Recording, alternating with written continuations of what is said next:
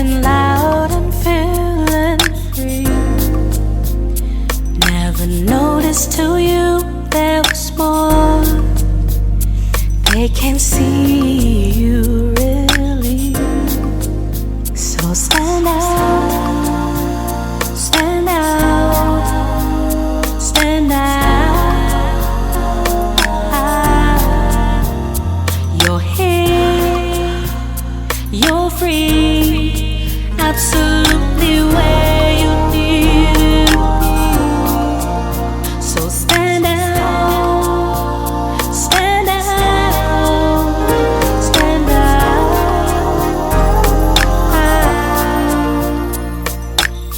Welcome to the Sonshine State, a space for health, healing, and wellness. Hey, everybody, and welcome to the Sonshine State. My name is Sonshine Wiley, and I am your host. I am so glad that you guys have joined me today. As you guys can see, that we have a whole different vibe and a whole different environment today. So we're going to have some amazing women in here sharing some amazing details about their lives and then talking about some good perspectives about things that we have coming up. So I just want to thank you guys so much for tuning in today and joining us as we journey in search of emotional health, healing, and wellness. We are in high pursuit of overall wellness, choosing to see the glass of our life as half full and overflowing. And with that being said, I'm going to introduce every last one of these beautiful ladies. Again, this is the Women and Wine episode, so we're going to be drinking a little bit of wine. I'll talk about who we have here, and then we'll have some shop talks. So thank you guys so much for tuning in. So without further ado, because I'll run my mouth a whole lot, I'm going to start with this beautiful lady to my left, Miss Amira Boyd. Introduce yourself, girl. Woo! What should I say? What you do? Where? Who What are should you? I say? What should I say? I'm Amira. I am from the Bay Area.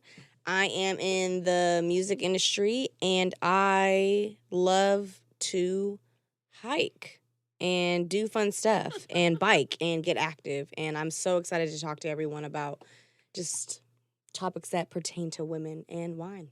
Hey, not I take long walks on the beach. Yes. Next, we have Miss Ariel. Hello, I'm an LA native. Yes. I currently work a corporate role in a health tech company, but I'm a lover of God, a lover of life. I'm one of those people that will try anything once. So I'm figuring it out. Yes. As life lifes. Yes. But I'm excited to be here with you all today. Yes. And last but not least, we definitely have Miss Dom. So go ahead and introduce yourself and say all the things. Oh my God, there's so many things. Right. Hi, y'all. I feel like I'm so loud, but also like I'm hard of hearing, like I'm like partially deaf. You're good. So it's like so weird. You're good. So, I'm also a podcaster, content creator. I have a podcast called Whiskey Sour Libations and Conversations, as well as another podcast called Everyone Needs an Aquarius, because you guys really do. And we keep y'all grounded and get y'all together in life. I have a candle business called St. Angela's Candles. So, yeah, I'm out here doing a damn thing, trying to get my life together and adults. Yes. I So- think we're all trying to get our lives together. I think we're all trying to figure it out because living in LA is a whole different ball game, and then also trying to figure out your way with corporate America with the creative side, and also trying to figure out what your side hustle is going to be. That's definitely going to be something that you got to really figure out, because you got to have about 5 jobs to survive here. That's true. Yeah. One is not going to do it. You got to have 5 jobs. 5 jobs, and you got to actually be doing a lot of different things because everyone's doing all these things, and I feel like I felt bad at times when I'm not doing thousands of different Don't things. feel bad. You know what I'm saying? You don't have to Look, subscribe to that. It's like Find there's your your pressure, lane. though. Whatever is your lane, find it and stay in it. Like, Right. if your lane is giving you more than what you need, then stay there. Right. That's just what it is. So let me just jump right in. I got 4 pretty cool topics that I want to cover, and I'm gonna ask these questions, and I'm gonna let it do what it do. So, with us being in LA, we all know that it's a lot of people who are interested in beauty and all that kind of stuff, and we got all different shapes and sizes going on in here today. How do you manage to maintain a positive self-image with everything that's going on around us, with all the BBLs, with all the lip injections, with all the and? So, anybody who, I'll start with you. Oh, Yeah. look, Tell me. honestly, I think I I'm gonna be completely honest. I have the luxury of having my mom instill self-esteem in me in such an early age. I'm from St. Louis, Yeah. so it's like completely different. It's like very black and white, very segregated still. Like the population when I left of like other cultures was like so like in the 1%. Like we had 5% like Latino, like Hispanic. Apparently we have like a huge like Indian like population low key. Like people like, oh, y'all got these bomb in here. I was like, really? Like Native Americans or Like no. Indians? Red dot, not the feather. Okay. So that's the yes. That's how you.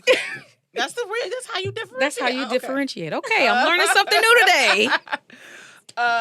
But so understanding that at a very young age, like my sister is very, very light, and me being brown, my mom like taught me about colorism, so other things that I could experience like the moment that I walked out of our front door, right? Right. And so I just took what I learned back home in the Midwest and brought it out here, and I just always was kind of beating to my own drum. Right. And I know that people just kind of gravitate toward me anyway. So it really didn't phase me. I just be looking at people crazy like, so you gonna make me stand in line a little bit longer at the door.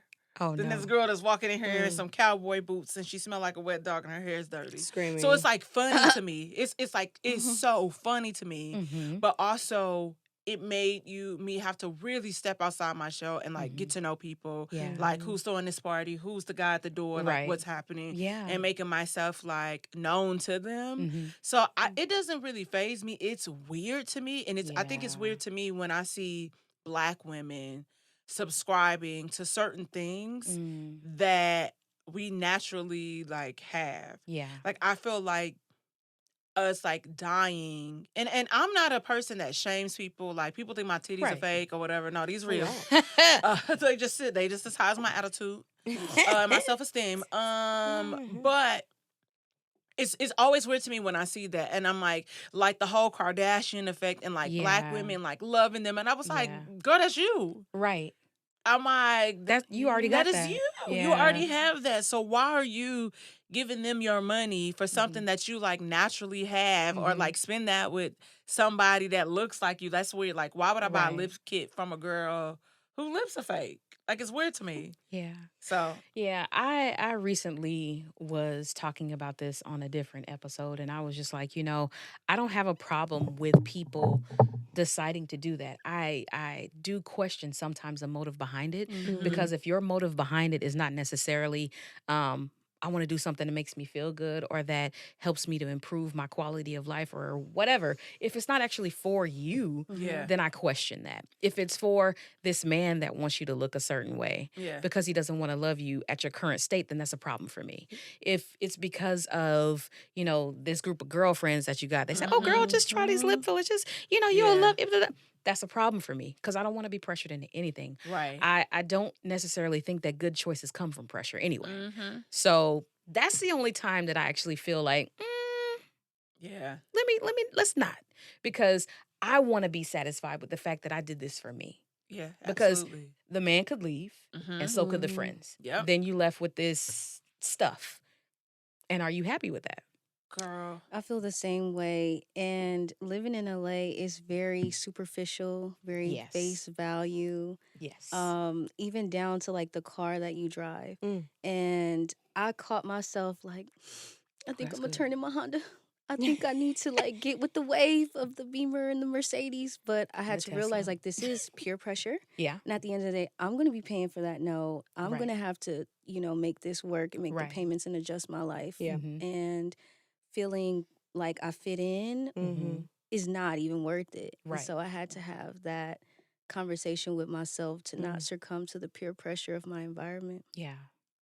Girl, also, the maintenance on those cars are Yeah, I was ridiculous. gonna say. I the was same. like, listen, I had a Lexus and I have a Nissan Rogue now. And I'm just telling you So right do now, I. like I'm telling you, like the maintenance isn't worth it. Right. Because especially like on a Beamer or Mercedes, it's always in the shop. I'm just telling you. It's For no always reason. in the For no shop. reason. For no reason. It's It's like unnecessary. to change the headlight be like $1,000. I'm like, what? no. Not me.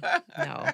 I actually researched my car before I got it. I was like, okay, what's going to be the safest car? What's going to give me the best gas mileage? What's going to... I ain't do none of that. My mama had that car. I was like, I'm just going to buy that. My car's giving me trouble. I'm tired of spending all this money.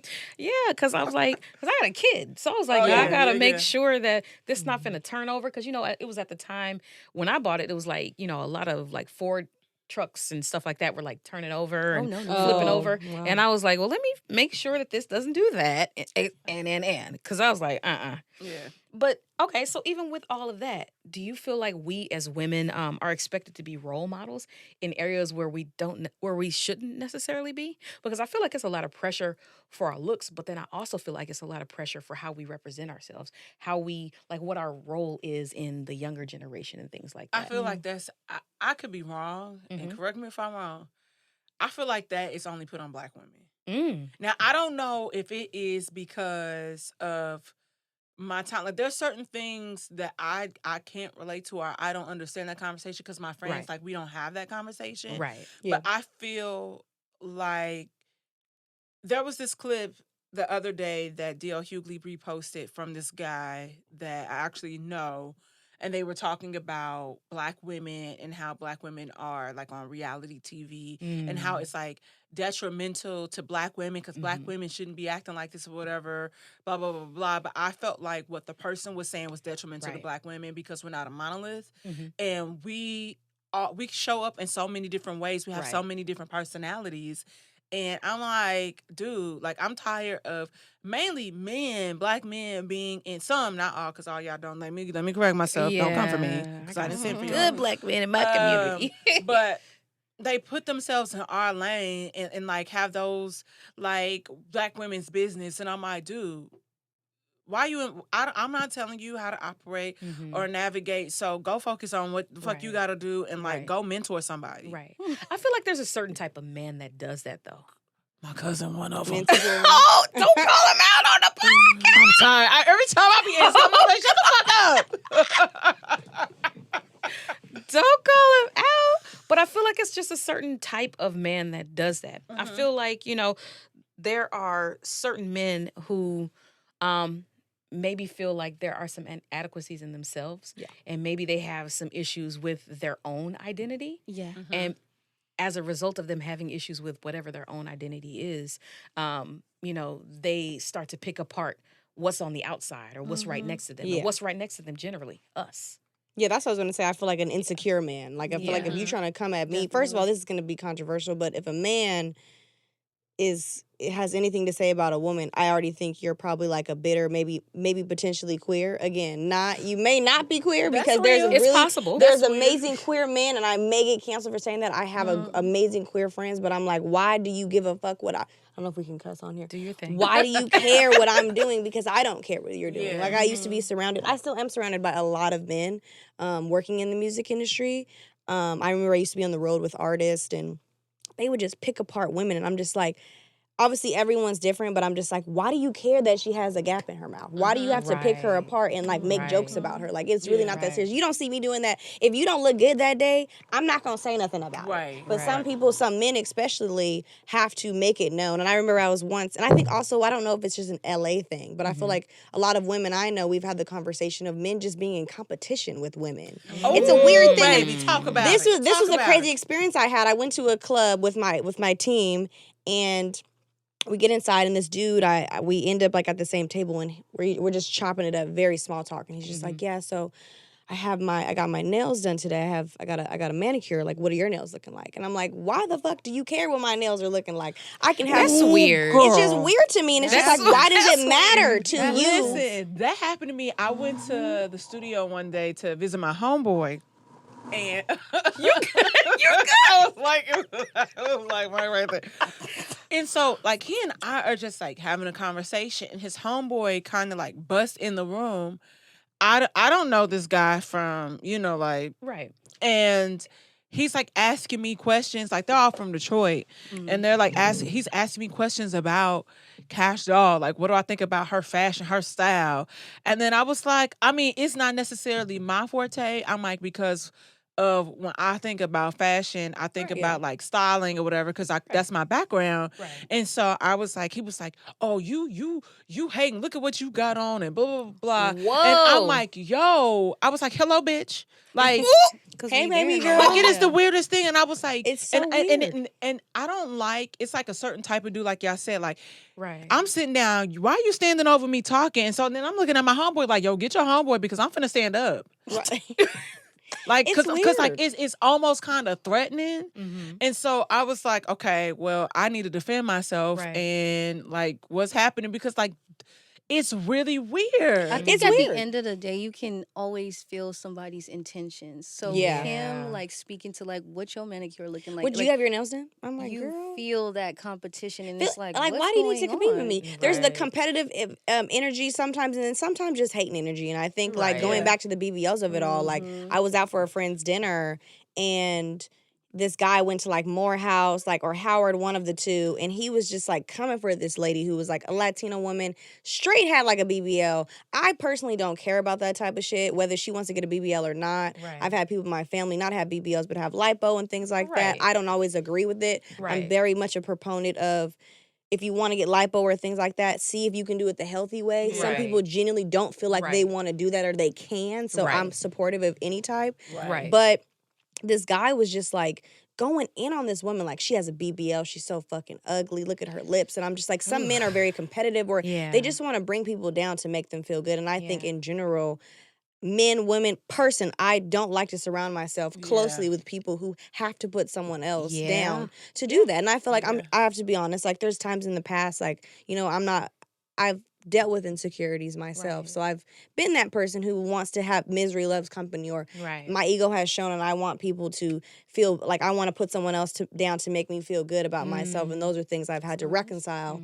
Because at the end of the day, again, with the BBLs and living in LA, like I've learned and done a lot of work on myself, similar to you, and having to have conversations with myself in regards to like, at the end of the day, I feel like LA has very much taught me, being from the Bay, where we're super just chill, go with the flow. It's vibes. We didn't grow up with celebrities. We're not jaded by seeing a goddamn Right. celebrity. Some of my Right. LA friends be like, what? You care about Uncle Clifford? You can see that nigga everyday people. I'm like, girl, I want to see Uncle Clifford. You know what I'm saying? What the hell?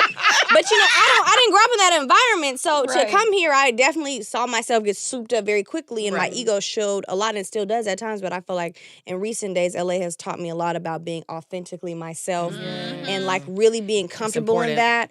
And there may be times where I go to an event truly, and no man tries to talk to me. You know what I'm saying? And I have to be okay with that. But I also don't go to events to get validation Right. from men. Right. You know what That I'm saying? part. I go there to connect with people genuinely. And if we connect, Right. we connect. If we don't, Right. we don't. And if you don't see me for who I am, I don't even see you for who you are, then we're just not meant to be. Right. Yeah. That's You just know? not it. Right. Yeah. That's actually similar to what we were talking to Chelsea about at the event a few days ago. Yeah. Because like she was like, if I was to walk into Houston with this outfit on, I wouldn't have made it from the front door to midway through the room. Girl. But here, they barely want to talk to you. Girl, listen, like You I gotta be said, when strong I out was in here. You Houston, really I do. was like, listen, I don't know what be happening, but also I noticed when I was like everywhere I went in Houston, I stuck out like a sore thumb, like I was skinny, Mm-hmm. short, short hair. At that time, I had black hair. Really? But girl, They don't have a lot of listen, short hair I was there? at motherfucking Mastro's, and you know, like somebody gonna do. Listen, look, the white men be on me. Like, listen, the others love me. The niggas be like, nah. Niggas be questionable low key anywhere. Like, do you love black women or not? So I was like, damn, and it's so funny because I was like, Not damn, always. everybody had like a 38-inch weave, the lash extensions, like plumped up. I was like, damn, like I really, okay, that's cool. But it was like, but also it was like I felt like you said, like the weird energy that you even get from women sometimes, like literally, like it was like women were shocked that I didn't have a weave, Right. or I didn't have all these. I'm like, Yeah. hey girl, and they was like, I'm like, okay, bitch, right? But that's Cheers. I'm like, what do you want me to do? Yeah. But it's like also, it's like I said, like I think it just depends. And like I said, I think I was telling you guys the other day, like, I've been in LA for 13 years, like last week, and Congrats. my anniversary. But I had to really step outside of my comfort zone Yeah. coming here. Like, and I would say that was something great that happened to me. I got to experience like a lot of different people. And like I tell people, I'm an experience. So they got to experience me. Yeah. So I don't know, like it was just the dating scene, all of that is just so interesting because you always end up like meeting people or dating people that you probably would have never even thought that you would even entertain. Right. Yeah. Right. Yeah. That's interesting because like in my experience, I feel like being able to build, like you said, the authentic friendships and the authentic friend group like is really difficult because there's so much like am I in competition with you or could you put, because like every time I go to anything that either you or you throw, somebody's asking me, are you also a this or are you? No, I'm a regular person. Even though that's not necessarily true all the way. Right now, I am a regular person. I work in HR. That's all you get from me right now. Just treat me like a regular person. I don't need you trying to talk to me to see if I can get you on. I don't need you trying to talk to me to see if I'm potentially a connect to somebody. We're regular people. Let's be regular people right now. I am from LA, but I lived in several other places. I went to FAMU, with college in Florida, yes. And then I lived in Chicago for like 10 years. And so I'm like, I got experiences from all around. And so there is a bit of a melting pot mentality that I have. And so the brand newness of LA, I didn't catch that. And it's weird to me. I don't get that. So I said all that to say, piggybacking off of what you're saying, how do you guys feel like you can build those authentic friendships? I feel like for me, I build those authentic friendships by really just being really true to myself and being honest and doing the self-work on myself. I feel like I've had a lot of different I've been a different type of friend to a lot of different people, and I think I haven't always been the great friend to someone. I've been a great friend to someone else. So I think I'm always reflecting on when I'm separating what people's shit is versus mine, and I'm learning not to internalize everyone's motherfucking behavior because it's very easy to try to take on a lot of responsibility for other people's actions. Yeah. But I think I just like really like do the work on myself or continue to do the work now and show up authentically as myself and don't try to dim my light or don't try to succumb. Like, for yesterday, for instance, I had a really great dinner with someone, but I can be someone who's very extroverted, but I do have my introverted moments. Like, I don't want to always be I've learned to like, not need to be at the center. Yeah. But I say all that to say this person was very introverted, and it's like, if I'm coming to you with warm energy and you're not coming back to me with any warm energy, I see myself trying to shrink and just meet you at your level. But it's like, obviously I'm not going to be doing the damn most, but I'm like, I'm still going to remain myself. And if we come out of here truly connecting as humans and want to hang out after, and we're intentional about the time we spend together and the communication we have, and with time, we're both vulnerable and, we value some of the same things in friendship, then a friendship will blossom and build. But I think I've gotten to this place too where I give myself and other people grace, and I allowed things to build, and really have slowly just been getting more into like hobbies and things that truly are of interest to me. And as we said earlier, like some of the women even in Houston who who are looking at you nuts because you don't have a wig or a weave or makeup, all those things. Like, I think growing up or when I was younger, I used to want to be like that. And I think just becoming more okay with the differences that I have and just being okay with who I'm attracted to and just realizing that those people are my tribe and things will, the right people will be around me, and being okay if certain people don't like me. Yeah, I definitely feel like I had to adjust my mentality to like real life is not like Sex in the City. It's not. It's not like and even Sex in the City, them bitches weren't always the best good friends. No, and so I'm like, I love it too. I still rewatch. And so now I'm like, this is what I'm on. This is how I'm feeling. I want to go on a hike. I want to try this restaurant. This is what I'm looking up. This is, let's talk about it. Right. And I just present my wave. And if they don't accept that, I'm like, I'm not going to take it personal. Yeah. I feel like I had to learn that not everybody is going to like me. Not everybody is going to have genuine intentions for me. Yeah. But I have to continue to work on myself and show up for myself, you know? Yeah. So even with like the hiking and things like that, you got to do the thing that makes you feel like you are at peace and the thing that, feels like this is what you got going on. Right. You know what I'm saying? Like, can you meet me here? I cannot go to the club with you. Right. Because we can get some sun. To the club with you. Right. Right. Yeah. I got to do the thing that makes me feel like I am at peace and you're coming into that peace and that you're adding to that peace. You're a part of it. Because like, all jokes aside, all, neck rolling and everything aside, I still need to be able to have a moment to myself where there's clarity, there's peace, and then there's harmony with everybody that's around me. Like she was saying before, like I do the same thing. Like I am very intentional about the people that I hang around with. I'm very intentional about the people that I surround myself with because I feel like if I don't, I'm going to get lost in all this madness that's out here. Yeah. Literally lose pieces of yourself Right. because you're not showing up for yourself as yourself. Right. Yeah. Ooh, show up for yourself as yourself. Yeah, and like I said, like LA, can be super, super tough to navigate if you are not comfortable with yourself. And you can get lost. And I've had so many friends come and go. Like, and when I say go, I mean like they gonna have to move back home because like they get caught up in certain stuff. And I'm like, girl, what is you doing? Like, you want to go? No, I'm going to sleep. Right. You know, and so just that's part of also kind of like, like also staying true to yourself because I'm not about to take one for the team or get wrapped up in something. I don't know if these niggas' house about to get raided. Like, that's like really weird. But also, I think when Not raided. Hey, sometimes you be in. The hood rat things. Sometimes you do hood rat things with your friends. And I'm like, okay, this don't feel as safe. But also, like, recognizing, like, when you talk about peace and people adding to your peace, like, peace is that luxury that we all can afford, but a lot of people don't want to do the work to obtain that peace.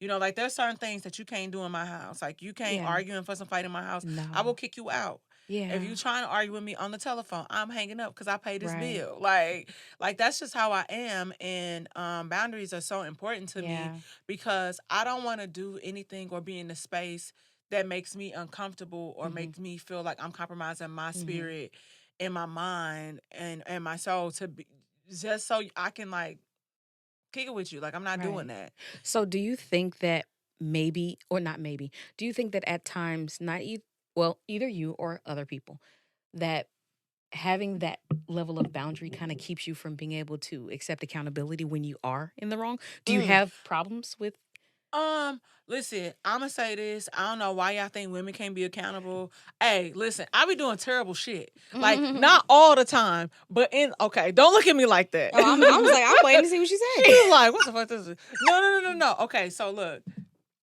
I can apologize when I'm wrong. Yes. Because especially if you're somebody that I value and I know I was like, damn, like I was really kind of fucked up. I was like, all right, man, look.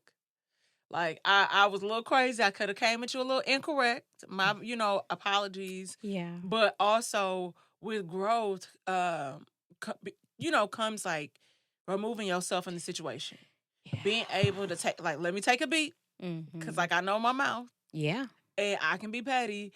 And let me just catch a breather and then like calm down so we can have a civilized conversation. And so nobody is fighting below the belt. Like, right. It takes that self-awareness though, right? And you have to be surrounded that. by people who will critically tell you about yourself. But you have to be open for that. Because some Oh, people can be that is surrounded a by it, but if you're not fact. open to it, It's gonna you fall know, to the what floor. more can I what can I say? Yeah. You know what It's I'm gonna fall saying? to the floor. Because people can be in I know so many people who are in therapy, myself included.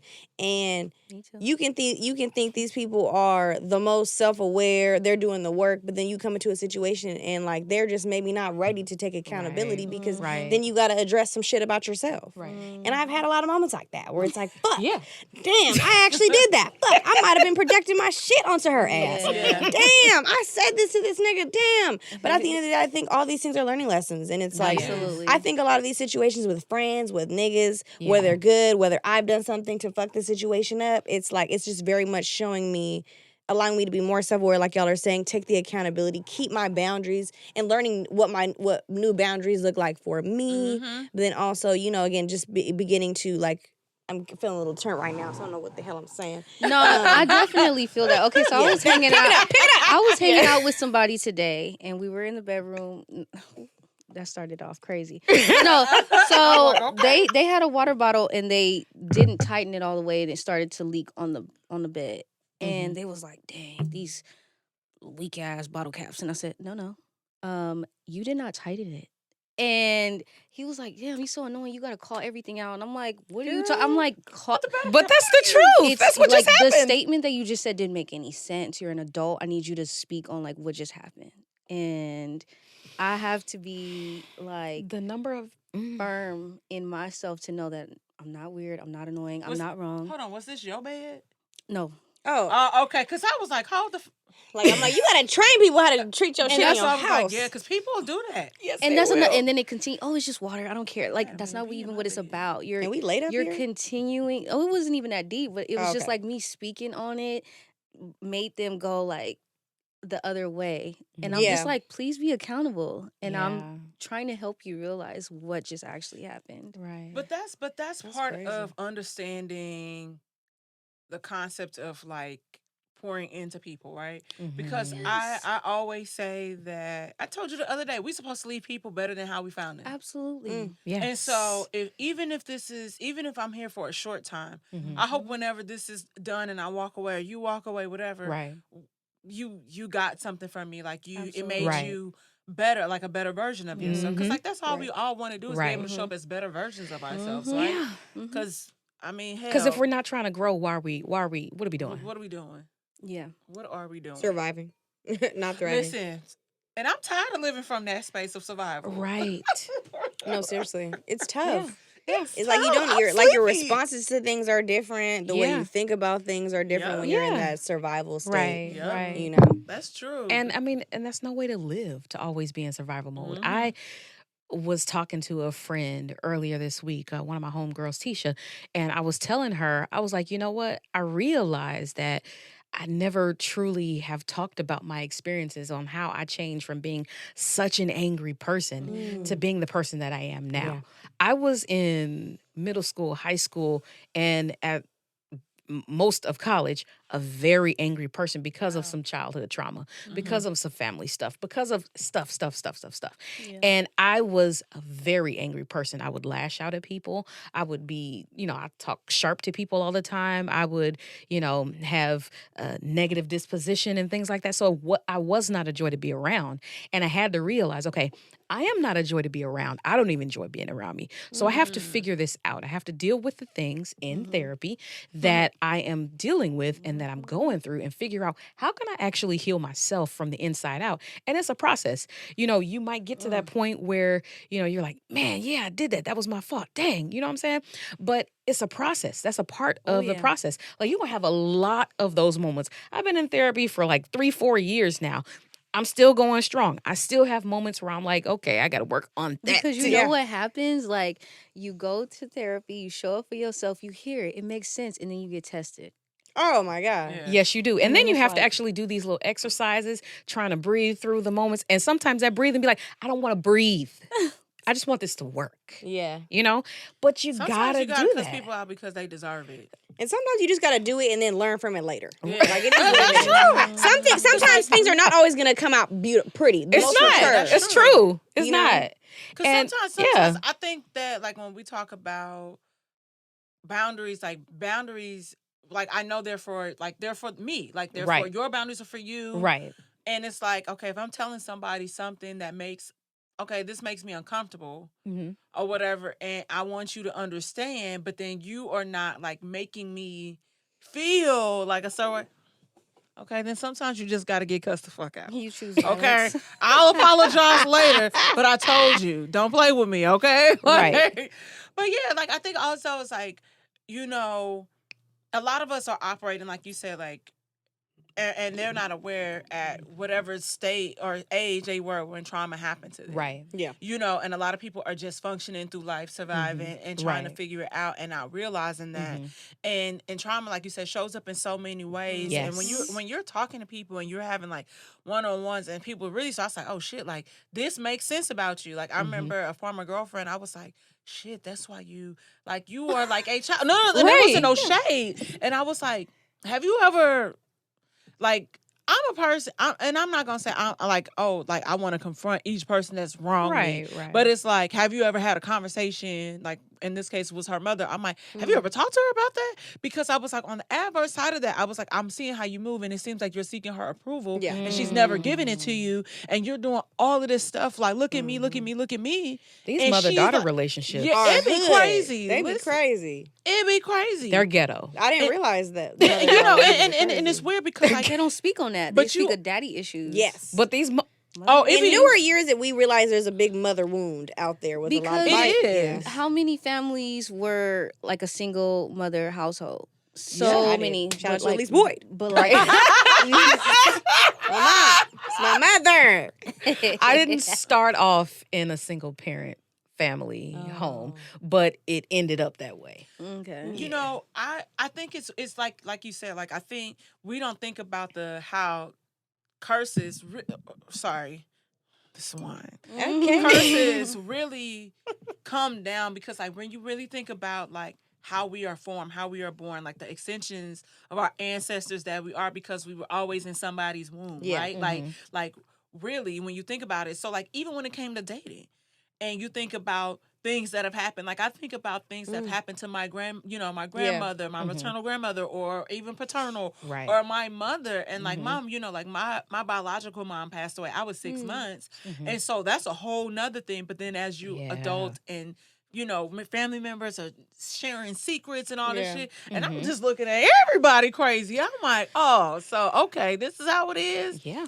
And That's so rough. it's like it be a lot. It do. It be a It lot. be so It be much. a That's lot. so much pressure, especially when you're aware of the generational curses and the epigenetics of your genealogy and your ancestors. Right. Because when you want to make a new way, there's nobody there to guide you, Mhm. advise you, Yeah. protect you, or support you. And you because have you to looking initiate crazy. every healing moment. Yeah. And that's tiresome. And then Yep. when you go back healed to the unhealed, oh, what is that conversation looking like? I think you better do them. It's like you 'Cause- soft. Why are you talking about therapy? No, Oh my you god. need That's a it. tough Sign one. up, and then we could really talk. Listen, psychology today is everybody's friend. It Go is. on there and do all the little digging and searching, see if they, you know, have the things that you need to look at. You know, if you need PTSD stuff, if you got sexual assault in your past, if you got whatever, you know what I'm saying?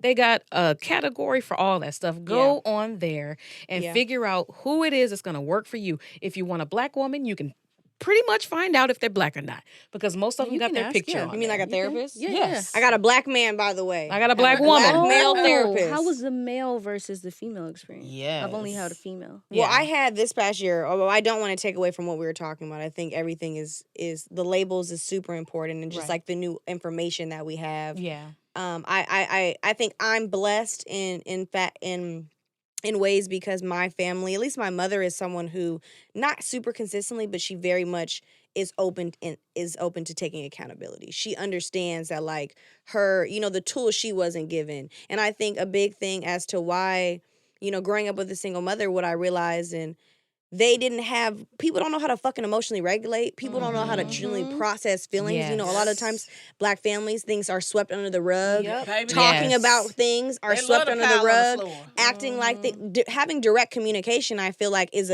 not a new phenomenon, but that felt like, you know, that felt like a personality trait. Now it's Yeah. like, no, this is actually shit people value. You know what I'm saying? Right. So those things, having communication and Yeah. conversations and difficult conversations is really hard in general. Right.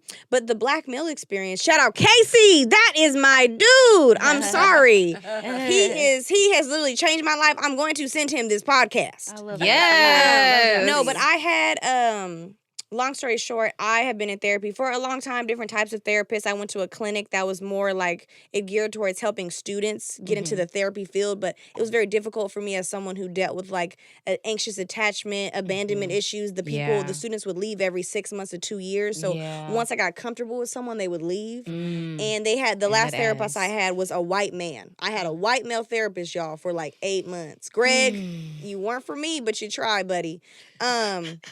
He wasn't. He really, I was at the stage in my therapeutic process where I was like really ready, as I'm sure it feels like we all are, and are doing, to dive truly into the past so we can like really move forward in the future. I know you fucking feel it. And he was so new, he just didn't really know how to handle that. And plus he's a white man. He don't fucking get it. During Juneteenth, again, sorry, Greg. During Juneteenth, I was like, you need to know about this shit. He was like, are you saying this because you want me closer to you? I'm like, nah, nigga. You have fucking black clients. You need to know about this shit. What? If I was Asian, I would want you to know about fucking Chinese New Year. What? I don't want you. You go, what? You know what I'm saying? But he just wasn't the one for me. But then I did the search because I was like, single mother, I didn't have that consistent father figure. So I sought out a male therapist. So then I found my therapist, and I think working with Greg, I realized what the fuck I didn't want and what I did want. And he has been very helpful to me. And like, it's been, we just had a conversation this past week where I realized that like, it's hard for me to be vulnerable with men about certain things. I don't mind being vulnerable. If I'm talking to you about a nigga I'm talking to, I don't mind telling my male friends because they can give me some advice. But to actually cry and, show them that level of vulnerability is difficult for me. But I think going back to what we were talking about with the mother and the families, I realized in this past week of therapy that not only is it difficult for me to be vulnerable with men in certain aspects, it's difficult for me to be vulnerable with people in general given certain topics, because just like I'm sure we've all experienced, our families did not have the tools they didn't know how to experience those things themselves. So how can I do something that I wasn't taught or even shown to do? They used to pray it away. I love sing it. I read it away. I was okay. But that's really what it is. Because like when you think about it, like I remember when I went to therapy in college because my cousin, we were close like siblings. He had gotten killed in Chicago. And it was really hard for me to, and I had like experienced so much loss. Like I felt like from 6 months, like losing a friend, like in high school that just didn't wake up one day. You go to talking on the phone like consistently for hours, 3-way calls, and then it's like this person doesn't exist anymore. So it's like all these things. And I remember like, so my mom, my mom's sister raised my big sister and I. So that's my mom, and it's like kind of cracked like a joke about it, and I was like, what? See, I'm trying to heal. Like, I don't want to feel miserable like this. But then, as you start to have conversations with people, and like you said, giving people grace and understanding and different things, and as we learn different tools to guide us through life, and you realize stuff from like a lot of people, like you said, sweeping stuff under the rug, not confronting stuff. Right. Like I know it was at one point, and it was like when I was turning 30. Like, I was having a hard time because my mom passed. She was 32. She didn't wake up. Yeah. And so it was like, my mom saying to me, oh, like I wake up every day. It feels like my mom, your mom died. And I was like, that's a lot to said unpack. that? My mom said that to me. Oh, your aunt. Yeah, my aunt. Your aunt, like your said mom. that to me. And Oh I was my like, God. Girl, that was 30 years ago. That's a lot. That's a huge burden across to bear. I would not want to feel like that. No.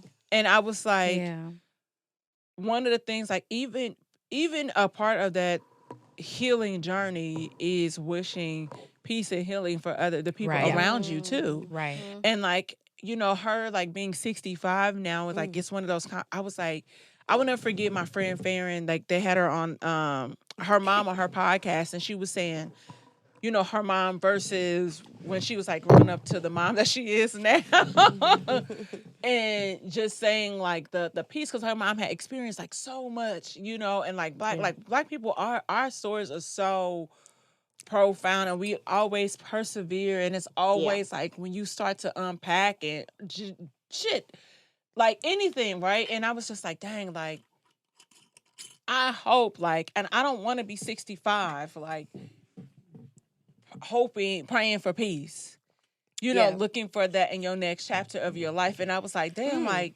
that's so late. Yeah. Is it? It's not. I mean, years wise, that's a lot, because like you think about all of everything that you've endured. Right. You're speaking to a timeline, and I think that's a really important topic, because me being in my like late 20s, I thought I needed to be married, babies, Girl, I thought I careers, was gonna be married at 23. and the timeline. When I just came, I heard I was starting it up. See, This me like the 15. timeline. So when you said 65, look, we all doing it at our own pace. They do it at their own pace. And I actually don't. I do feel you though. Like I don't want to do that. That's why I feel like I'm actively doing these things now. Right. But I do. You see it, But I do commend. My mother is like, I think she's like, I forgot how old she is. Elise, how old are you? Probably like 60. She's probably in her 60s. She's in her 60s. But I think I commend her for wanting to like become more self-aware and take those steps. Because I sometimes do feel like you can't teach old dog new tricks. But you know what? That actually speaks to our community as a whole. Like, there's something that has been going around recently, and there was, you know, of course, a lot of talk about different Black businesses and things like that. I feel like the issues that we have in our Black families translates to the Black businesses, because like the Black community, the lack of community and the lack of feeling like we need to do better in any way is a problem. Like that's the thing. Like sometimes we don't like to take accountability as you know, the old Black family traditions. You know, we like to sweep things under the rug, pretend like it doesn't exist, pretend like we don't have to be nice to people because you want my food because my food is so good, but it's really not. That you're gonna come over here and you're gonna just eat this food, you're gonna pay this high prices and take whatever kind of service it is that I give you, whether it be food, whether it be nails, whether it be hair. It was a video of this guy who was talking about he either he doesn't support Black business or he has a problem with supporting Black businesses because of the way that we lack in excellence, because of the way that we lack in customer service. Yeah. And I'm inclined to agree, not fully.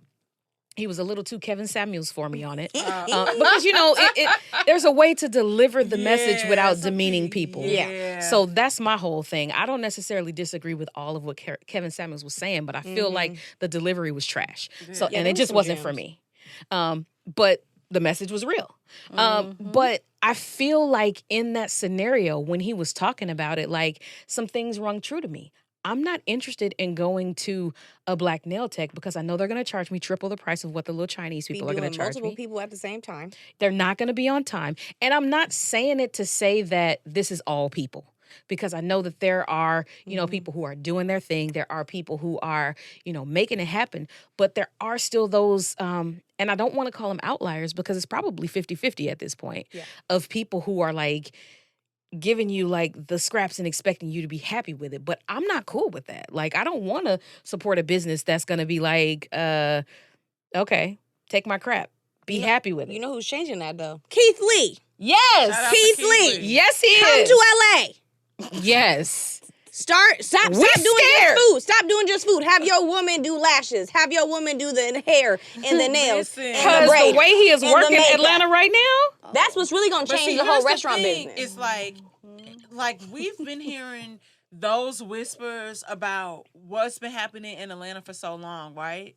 And it took him like to sit in a car for his family with his monotone voice, like for his family to be treated like trash, and like he said, like I'm nobody, so like don't try to you know, like fix it now. I don't want it. Yeah. But it's like really weird. But also like come to LA and tell us where the good restaurants are, because y'all got great aesthetics out here. Like the drinks are gonna hit, but the food will be mediocre. So and somebody show me something. And all that. Like I just. I know that the natives are gonna cuss me out, but somebody please. It's a Black business that the food is exceptional, the drinks are exceptional, the wait time is insane, and the service is insane. And I'm like, dang. Where is that? If y'all could, I don't even want to say their name because I don't want to bash nobody's business, but they right down the street from where we are right now. And they probably got a wait list and a line and all the things. And it's hard to get in there because it's like, dang, this is y'all could really be popping. Is it like 800 feet away? It's 800 feet away. And they don't let you. Parties of two can only sit at the bar. Can't sit at a table. Listen, But I do. It's a cute vibe. See, I've only been to an event there, so I don't know. Because, this is out my jurisdiction. Because this is like, I text you, was like, bitch, I'm in traffic. I be standing. So, yeah, I don't know. Like, I think it's just like, as a business owner, but also my background is in sales. right. So it's different. And starting out working at Baker's, then going to, Nordstrom, which is like it used to be the epitome of customer service. Right. It ain't no more. And then going to work, like working in Beverly Hills for Saks. And so like the ins and outs and the different clientele. Mm-hmm. And so one of the things that I do, especially because like mine is service product based, Right. it's like always trying to get it right. And my dad had a business, and I remember on the back of his business card, it was like, satisfy the customer. Like that was the tagline. Yeah. And I was like, I've had situations where, a shipment, it's rare that a shipment has gotten mixed up, but it has. And I'm like, oh girl, that's no problem. I can, keep that. Don't even send it back to me. You can, I'm gonna send you, Right. like your correct items or whatever. It's no problem. But it's just always going above and beyond. Right. And giving exceptional customer service. And there'll be people that'll like, always try to play. And every day, like my regular corporate job, I work for a clothing company, a luxury clothing company, and I see like the shenanigans and stuff that people do Yes. trying to get over. But I think when it comes to us, like you said, it goes back to being accountable and being able to take those critiques and know that it's constructive criticism. Right. Nobody's out to get you. Yeah, nobody's out. Like I want you to win, and I think that we feel like we are untouchable sometimes, and I get it. Like it's like sometimes when it does come to certain criticism, you do have to consider the source. Right. But when this comes to, I'm like, bitch, my fork is dirty. Or this wasn't right. This was a little salty, and I'm just telling you, it's not like I'm trying to go off on you. And it's crazy about the power, influence, and the influence that power that we all have, because like Keith Lee, when he went to Vegas, it was like a restaurant that somebody told him to go to. It was a Jamaican spot. Baby, my sister and I was all up and through there. Right. When we went to see Usher, and when I tell you, it had like some oxtail stew. And she gave us stuff on the house just because we popped in, because Keith Lee was like, oh my God, like we saw Keith Lee talk about this. And he was like, she was like, oh my God, she was so grateful and gave us all of this food. Right. And it was just super bomb. But that's what I mean. It's like, I ain't saying you got to give people anything free, but it's just like, be appreciative. Right. Like, Be warm. Yeah. Be warm. See, those are the type of businesses that are going to be lasting and that are going to do well and that are going to actually be staples and represent us in the way. Because what happened to us as Black people wanting to be represented in a way where we like regal, where we're excellent, where we exude the royalty that we are. Yep. Like, what happened to that? I think I agree. I think part of that we probably lost our way with that. Probably, I'm blaming it on Reaganomics and all of the Nixon, the crisis. It's a lot of things that have come at us to like to shut us down. I'm not gonna pretend like we haven't had adversity to come our way. Yeah. So yeah. Oh my, we don't start there. But I think part of it too is just like we said, it goes back to losing our sense of community. Like I talk to, like my play brother, shout out to you, Mikey, all the time. Because he has this amazing page, Free Roots, and it promotes Blackness and all this stuff, as well as like the ignorant, like intellectual Instagram. And it's just like, I always tell, like, I feel like we've lost our way because we have no sense of community. And I feel like, Well, because everybody who was trying to start community died. They were killed and assassinated. Yeah. When we were standing on business and boycotting and doing the things and creating the Black Panther community, like that got shut down in the most vicious ways. And then they televised it. And then it's like that we're And not dared so us to do far anything about it. removed from that. Like No. I was going through so much personal trauma. Like in 2020, in 2019 with the BLM and the Nipsey Hussle you're dying. televising our slaughter. Yeah. And you're doing It's it in a way where we're sensationalism. like, Yeah. It's sensationalism. Like It's the in- same thing that they're doing right now. I'm sorry to cut Yeah. you off. It's the same thing they're doing right now with the people in Gaza. Yeah. Gaza, Congo, shit, Ethiopia. Yep. I have to tune out because I'm like, I have the privilege of being able to tune out, but it's just difficult to see people being murdered, especially like even I think the last video I watched was Takeoff.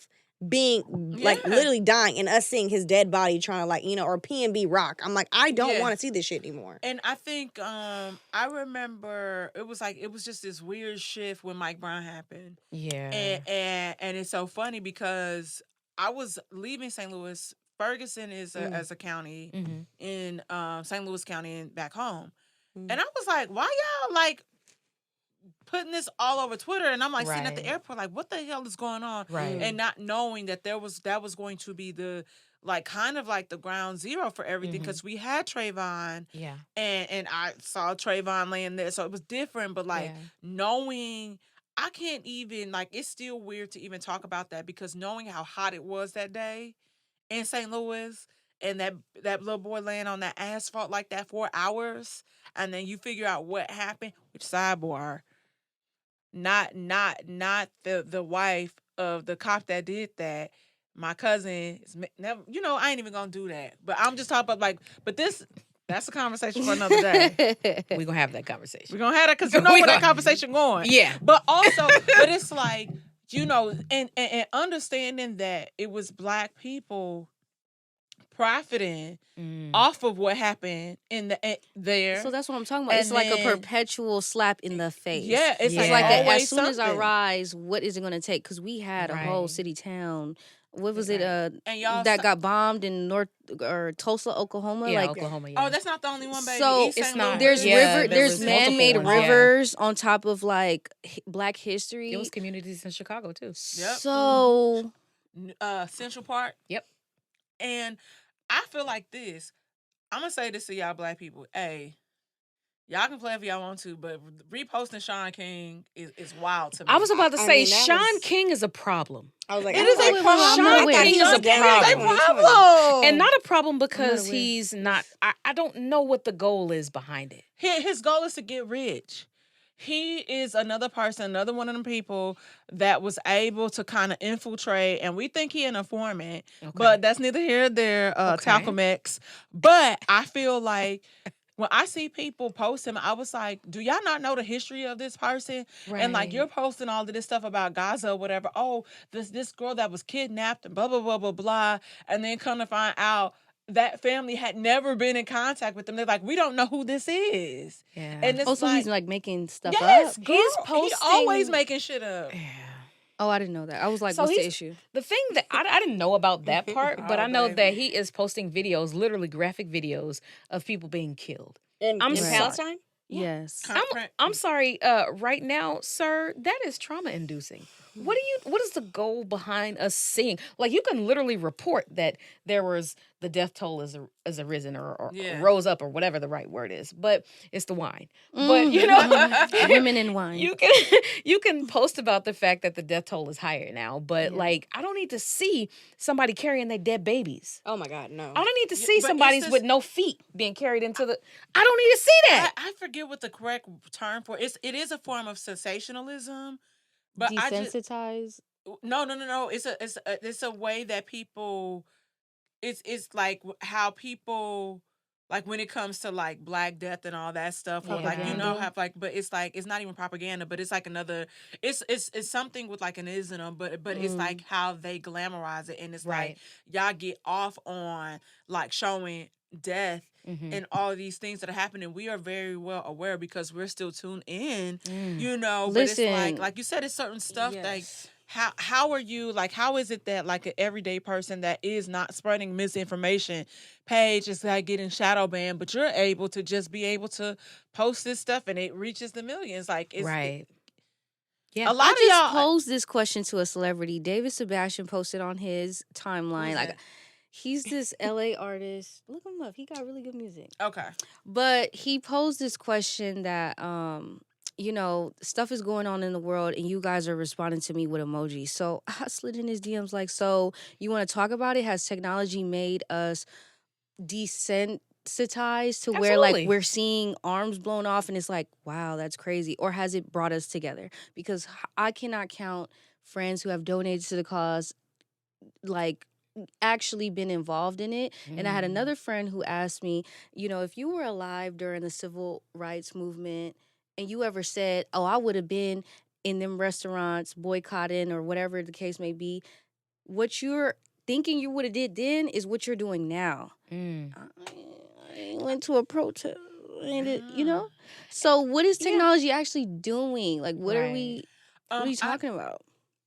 I had that conversation one day with the old coworker who I feel like it's definitely like a Republican, and so no, and so it's interesting because she was saying the same, like, I don't know if things are getting worse because of social media, and I was like, no, social media. I was like, nothing has changed. Social media is just shedding light. So we are forcing you to look at the injustices that have been happening since before Martin Luther King, since we were brought over here 400, 500 years ago on that boat. Yeah. So what's happening is... Unwillingly. Huh? Unwillingly. Yeah, unwillingly. And so I was like, nothing has changed. And I was like, you have to be careful. And I say this, I have a journalism degree, a broadcast degree. Where you're getting your information from. Because the media has the power to manipulate and control and play with your mind. Right. 100%. And so you have to decipher, even when we were talking about the BBLs and all that stuff earlier, like our appearance, because of social media, it's not real. Right. And so you have to, once you understand that, you navigate that space completely different. Right. I don't care who you support. I just told my homegirl this the other day. I was like, at the end of the day, genocide is like fucked up. Yeah. Like it's happening, and it's been happening in Africa for centuries. What you're seeing that's happening in the Middle East has been happening since the Jesus time. Right. Whatever you believe in. True. So it's like it has been going on for all these years, and for what? A piece of land that you can't take that shit with you when you die. Not. So you like want to displace people because this is ours. Like this is what belongs to us. Who said that? Right. Yeah. And it's like I said, like kids are dying at alarming rates, and y'all are saying, "Oh, those are actors." No, that is the I didn't weirdest hear shit that. I I've don't like ever that. seen. It's super Kids weird. in Palestine? No, I Yes. ain't heard that. Like, have you not I seen ain't heard like that. the people who were doing like parodies and stuff? Of it? I'm telling y'all, I really don't be No, be you have- but entertained. you I caught have- one by mistake. Yeah, but that's how they Yeah. get you. And so Yeah. it's like, oh, look at this person, like they're like in one of those plastic bags with a phone. I was like, you don't think that could be somebody from your side that's doing that shit? I'm like, this is weird. Like Right. that goes back to the misinformation I was like, that was a really cool homegirl. I was like, I ain't doing this shit. Right. I'm not doing this. And I'm not Yeah. going back and forth with you. Yeah. And she said something about one of the posts. I was like, little kids and babies do not deserve to die. And what you saying to me, Yeah. think that that's okay? Girl, fuck you. Right. And I want to end by saying this.